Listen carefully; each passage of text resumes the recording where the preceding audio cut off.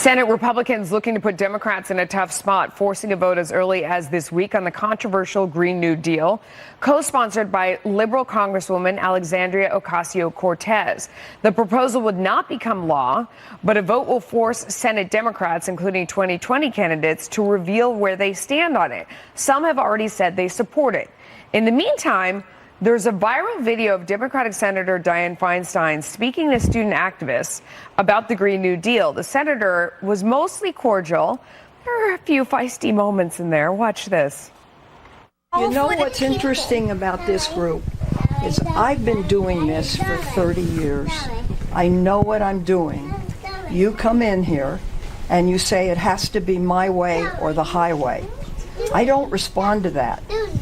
I've gotten elected. I just ran. I was elected by almost 1 million vote plurality.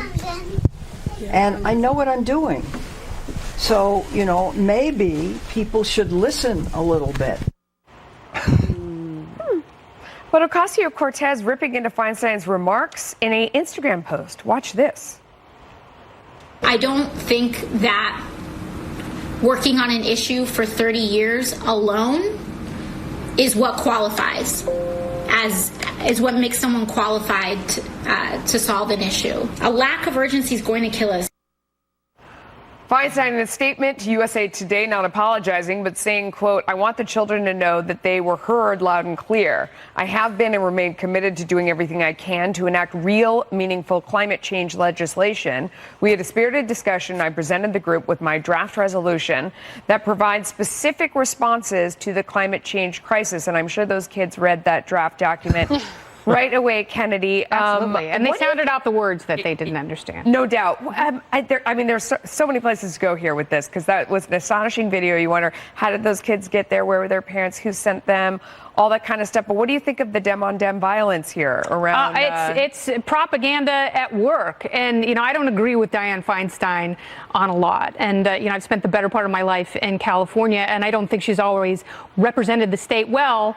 But, you know, for the number of years she's been in office, she's earned the right to say, don't come into my office, use kids as a pawn, and try to bully me into a resolution that, if this were legislation that were enacted, would cost $80 trillion over 10 years. It is impossible. It is wholly unsustainable. And that's why there are moderate Democrats who are taking a step back, saying, okay, what can we do? What can we abstract from this that we can actually enact together that would make the environment cleaner and make everyone feel safer and better? It's not the Green New Deal. I mean, this stuff, it's malarkey, nonsense, garbage. Yeah.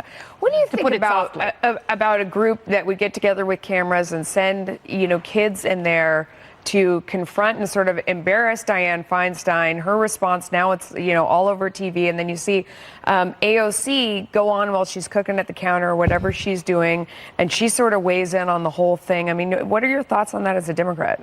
I don't like it one bit. I mean, the Sunrise Movement, who is behind this, is a dark money political organization that is out there for manipulation and to stir things up, which they've done. This happens on both sides of the aisle, that kids are used as pawns this way. And the first video of Dianne Feinstein was only 3 minutes long. That was a 14-minute interaction, actually, which finally came out after everyone had exploded that she was the meanest grandma in the whole world. She does have, I think AOC is wrong to say that 30 years of activism on this issue doesn't matter, because it does matter. And she has her own climate change bill on top of that. But when I was watching that, I saw Bernie Sanders, the younger versions, versus Hillary Clinton. Hillary Clinton saying, hey, we need to know how to pay for these things. We need a policy that can actually be implemented and can pass. And Bernie saying, hey, I'm on my unicorn. Here's the Medicare for all and the free college tuition. And this is the fight that AOC wants to have with moderate Democrats. And it didn't work out in 2018. You know what I see? I see an opening for Republicans to get in there. Because, and it is true that the freebies are something that everybody says that they want until they realize how much it costs. And change is what everybody says they want until they realize what certain avenues cost. So if Republicans can get in there, Chris, and come up with something that works, not like what just happened in California, where they spent $3.5 billion of our dollars on mismanagement and blah, blah, blah, blah, blah. And now the high rail speed thing is not going to happen. Famous for that but Republicans have some ideas out there, too. And so why not come in and put forth their own package of ideas before the next round? Well, yes, I think that is the right approach. But I'll tell you, I mean, first on Feinstein, I mean, that video sounded like my last flight I took to Orlando. The background noise of all the kids yelling and things. The fact that she kept this cool for as long as she did was remarkable to me. But I'll say the vote on this, what McConnell's doing, I think is absolutely brilliant. Force Democrats to own or reject what is really socialism thinly disguised as environmentalism. And it's nothing more than some hipster design takeover of the economy. And that is, I mean, once you split the Democrats down the middle on who's going to support that and who's going to reject that, I think it really is a nice setup for a Republican. It's actually even more nefarious than that because it is a money grab where they're funneling money from taxpayers to other corporations and is destroying lives in the process. People whose energy goes through the roof and people who lose their jobs. So it's more nefarious. And how many cows have to die? Well, I was being serious, but I hear you. A new firestorm in Virginia after the embattled lieutenant governor invokes a dark chapter of the nation's past, comparing himself to the victim of lynchings. The fierce reaction and whether this creates new headaches for Democrats.